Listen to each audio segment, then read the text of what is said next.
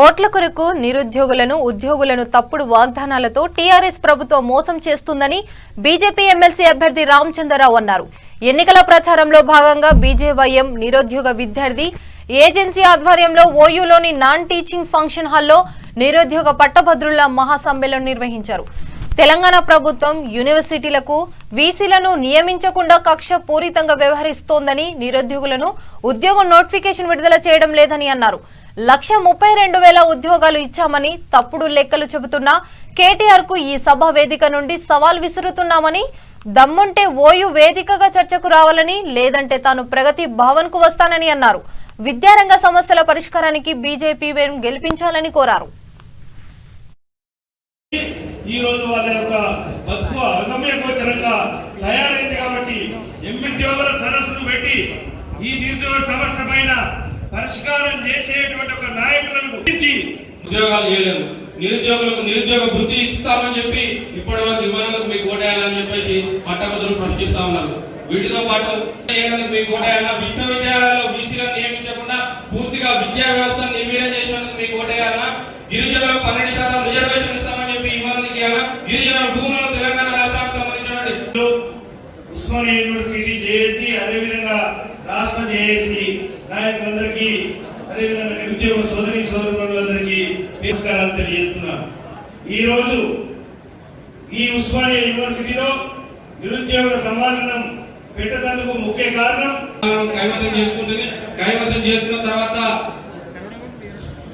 Bharatiya Janata party ముందుకెళ్తుందని చెప్పి మీకు అందరికి తెలియజేసుకుంటూ ఈ అవకాశం ఇచ్చినటువంటి నిరుద్యోగ జేఏసీ నాయకులకు అందరూ కూడా నమస్కారాలు. భారత్ ధన్యవాదాలు భాను గారు.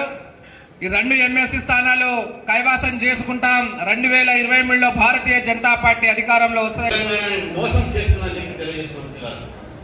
తెలంగాణలో ఈరోజు ఏ ఒక విద్యార్థి కూడా తన ఒక విద్య పూర్తి చేసిన తర్వాత నాకు ఉద్యోగం వస్తుందని చెప్పి ఎవరు కూడా అనుకోవట్లేదు.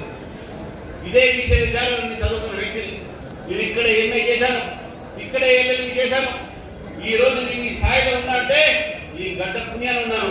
దీనికి ఎప్పుడు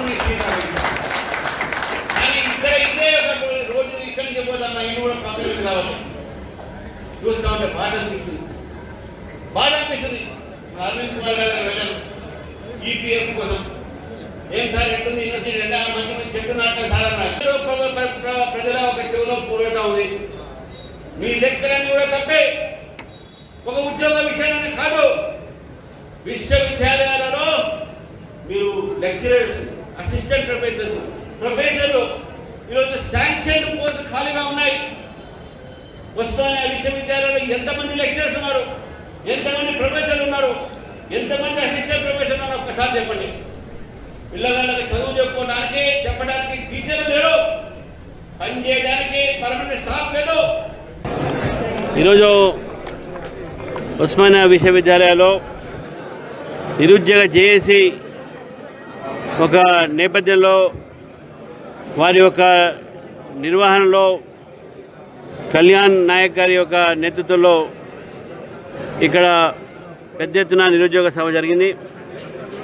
ఈ సభకు మా రాష్ట్ర ప్రధాన కార్యదర్శి దుగ్గ్యాల ప్రదీప్ కుమార్ గారు, న్యాయవాది భానుప్రకాష్ గారు, Yuva Morcha general secretary, Yuva Morcha president, అదేవిధంగా మాజీ మేయర్ అయినటువంటి బండా కార్తిక గారు, మరి యువమోర్చా నాయకులు, అదేవిధంగా యువమోర్చా మహిళా సెక్రటరీ అయినటువంటి హరిప్రియ గారు,